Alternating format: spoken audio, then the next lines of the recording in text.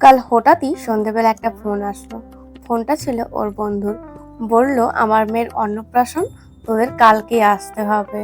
Plan না ছাড়াই বেরিয়ে পড়লাম ঝাড়গ্রামের উদ্দেশ্যে। আন্দুল স্টেশনে বসেছিলাম প্রায় 2 ঘন্টা। 2 ঘন্টা বাদে ট্রেন আসলো। ট্রেনটা প্রচন্ড পরিমাণে লেট করেছে, কিন্তু তাও বেরিয়ে পড়লাম। ট্রেন আসবার পরেই মনে হচ্ছে যে নতুন একটা জায়গা যাব। বেশ আনন্দই লাগছে। ঘুরতে যেতে কারই না ভালো লাগে, ঝাড়গ্রামে অনেকেই যায় বেশ সুন্দর সময় কাটানোর জন্য। যেই প্রথম আমি ঝাড়গ্রাম যাচ্ছি, ট্রেনে অনেক খাবারই উঠেছিল যদিও বা, আর আমি নিয়েছিলাম একটা চিড়ে ভাজার প্যাকেট। ভাত টাত খেয়ে দিয়ে বেরিয়েছিলাম বলে আর অন্য কিছু খাওয়া হয়নি, মানে খেতে চাইনি, জাস্ট স্কিপ করে গিয়েছিলাম। ট্রেন থেকে বসে রাস্তাটা বেশ ভালোই লাগছিল।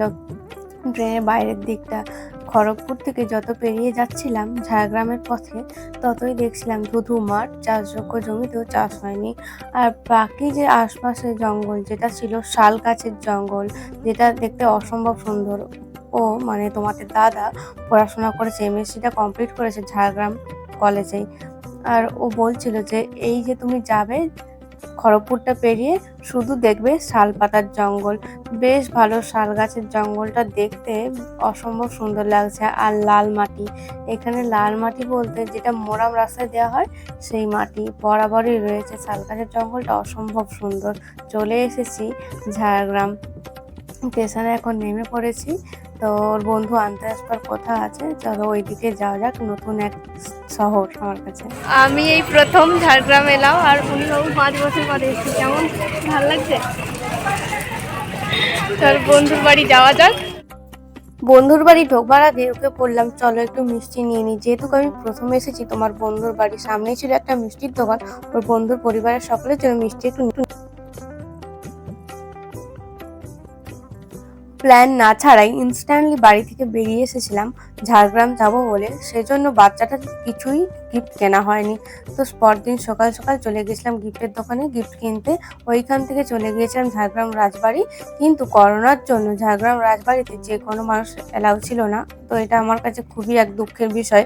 ঝাড়গ্রাম গেলাম কিন্তু রাজবাড়িতে ঢুকতে পারলাম না। আশপাশটা একটু ঘুরলাম, তো ওখানে সিকিউরিটি গার্ড বলল ঢোকা যাবে না রাজবাড়িতে।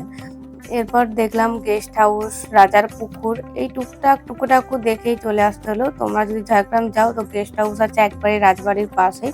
হয়তো যারা গেস্ট হাউসে থাকবে তাদেরকে হয়তো রাজবাড়িতে যাওয়ার জন্য অ্যালাউ করবে, কিন্তু আমরা ঢুকতে পারিনি। এটা আমার কাছে খুবই দুর্ভাগ্য ছিল। গত 5 বছর আগে ও এখানে এমএসসি কমপ্লিট করেছে। তো বলল, চলো তোমাকে আমার কলেজ হোস্টেল সমস্ত কিছু ঘুরিয়ে নিয়ে আসবো। তো ও যখন পড়াশোনা করেছে ওই জায়গাটা না ঘুরে আসলে হয়, আবার কবে আসবো জানি না। তো এখন ঝাড়গ্রাম জেলা, তো রাস্তাঘাটও খুবই সুন্দর, ঝাঁ চকচকে। ঝাড়গ্রামে তেমন বিশেষ কিছু বলতে এই রাজবাড়িটাই ছিল। আরও ছিল ডুলুং নদী, কনক দুর্গা মন্দির, ডিয়ার পার্ক, এইগুলো রয়েছে। কিন্তু আমাদের যেহেতু একদিনেরই প্রোগ্রাম, ওইখানে যাব চলে আসবো, তো ডিয়ার পার্ক তেমনভাবে ঘোরা হয়নি। আরও কনক দুর্গা মন্দির, ডুলুং নদী, এগুলোও যাওয়া হয়নি। শুধুমাত্র হোস্টেলটা দেখে এসেছি। তো হোস্টেলের সামনাসামনি ভেতরটা ঢুকতে পারিনি, যেহেতু এটা বয়েজ হোস্টেল ছিল। তো আমি বাইরে থেকেই দেখেছি, কলেজটাও ভেতরে ঢুকিনি, বাইরে থেকেই দেখেছি।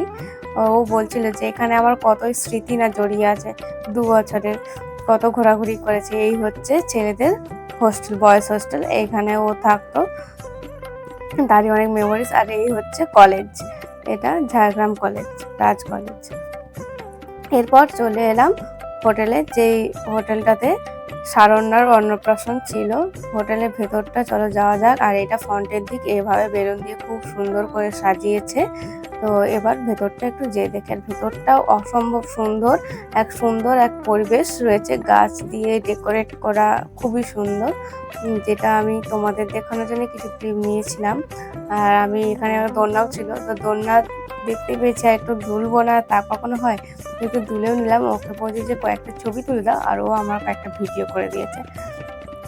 আমি অনেকক্ষণ ধরে দুলছিলাম। আর যখন এসেছিলাম তখন বাড়ির কেউই আসেনি, আর কোনো গেস্টও আসেনি, প্রথমেই চলে এসেছিলাম আমরা দুজনে।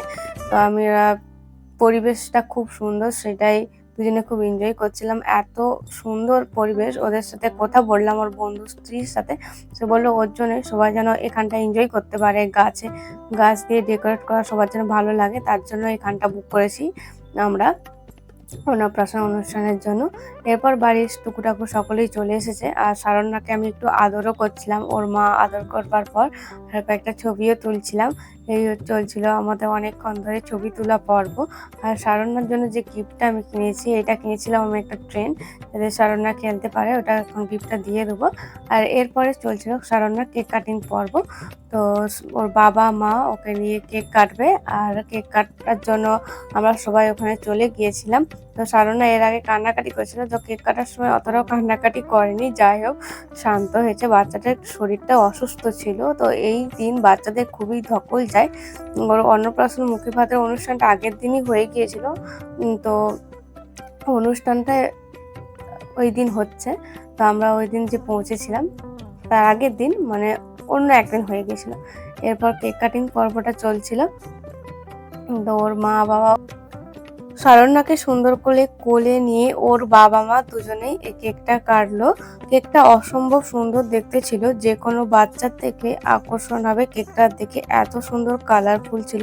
এরপর ও বাচ্চাটার সাথে ওর বাবা মা ছবি তুলছিল, আর আমরা গেলাম ছবি তুলতে। কিন্তু আমার যেহেতু জন্মদিন ছিল, সেহেতু আমাকে এই চকলেটটা গিফট করেছে, আরও একটা জিনিস গিফট করেছে, সেটা যদিও আমি পরে খুলে দেখবো। তো আমি গিফট করবার সময় আমি অবাকই হয়ে গিয়েছিলাম যে আমার জন্মদিন আমাকে গিফট করেছে। আমি তো পুরো অবাক, আর আমার কিছু বলবারই ছিল না, আমি বাকরুদ্ধ হয়ে গিয়েছিলাম বললেই চলে। তো অনেক থ্যাংক ইউ গিফটটা করবার জন্য দাদাভাই দিদিভাইকে। তো এরপর আমিও বাচ্চাটার সাথে কিছু ছবি তুলে নিচ্ছিলাম। তো বাইরে বেরিয়ে এসে তোমাদের গিফটটা একটু দেখাচ্ছি। চকলেট তো দিয়েছে, দেখতেই পেলে। এরপর যেটা দিয়েছে সেটা প্যাকেট থেকে বার করা যাক। তো এটা ছিল একটা কুর্তি। কুর্তিটা খুবই সুন্দর দেখতে, আর আমার খুবই খুবই পছন্দ হয়েছে, আমার বেশ ভালো লাগছে। তো এটা আমি অবশ্যই পরবো। এরপর এইখান থেকে আমরা দুজনে মিলে চলে গেলাম খাবার খেতে, খাবার টেবিলে। যেহেতু আমরা বাড়ি ফিরবো, তাড়াতাড়ি বেরোতেও হবে, এর জন্য আমরা চলে গেলাম খাবার টেবিলে খাবার খেতে। 3:30 ট্রেন ছিল, তো আর বেশিক্ষণ অপেক্ষা করলে চলবেই না। তো ওই জন্য আমরা খাবার খেতে চলে গেলাম। আর এদিকে আর ঝাড়গ্রাম আসবার পর আমার শরীরটাও খুব খারাপ হয়ে গিয়েছিল, মানে এতটাই আমি অসুস্থ হয়ে গিয়েছিলাম, তোমাদের কি বলি। তো তাড়াতাড়ি খাবারটাও খেয়ে নিতে হবে। তো খাবারটা খেয়ে দিয়ে চলে যাব আমাদের আবার ডেস্টিনেশন আন্দুল। তো এইখানে অনেকটা সময় কাটিয়েছি, মানে আগের দিন এসেছিলাম, আবার পরের দিন চলে যাব, বেশিক্ষণ না, আবার অনেকটাও সময়। বেশ দুজনে মিলে ওদের সাথে আনন্দ গল্প হই হুল্লোড় করে কাটিয়ে ফেললাম একটা দিন। তো এরপর চলে এসেছি খাবারকে সোজা রেল স্টেশনে। তো এবার বাড়ি ফিরতে হবে। তো অনেকটাই নতুন একটা জায়গা, সবটা ঘোরা হলো না, আবার পরের বার নিশ্চয়ই আসবো। তো এবার বাড়ির দিকে রওনা। তো তোমরা কারা কারা ঝাড়গ্রাম এসেছো আমাকে প্লিজ কমেন্ট করে জানিও। তো আমার অল্পই অভিজ্ঞতা, আমি শরীরটা খুব অসুস্থতার জন্য বাইরে বেরোতে পারিনি, ঘুরতেও পারিনি সেইভাবে। তো বাড়ি চলে যেতে হচ্ছে, যেহেতু আমাদের একদিনের ট্যুরই ছিল। তো তোমাদের যেতে যেতে ভিডিওটা ভালো লেগেছে অবশ্যই লাইক কমেন্ট শেয়ার সাবস্ক্রাইব করে দিও। আর যারা যারা ঝাড়গ্রাম গিয়েছো সময় কাটাতে, তারা অবশ্যই আমাকে কমেন্ট বক্সে কমেন্ট করো, আরও কী কী ঝাড়গ্রামে আছে ঘুরে দেখবার মতো সেটাও জানিও। তো এখন এই পর্যন্ত, দেখাবার নেক্সট ব্লগে। এখন মতন টাটা।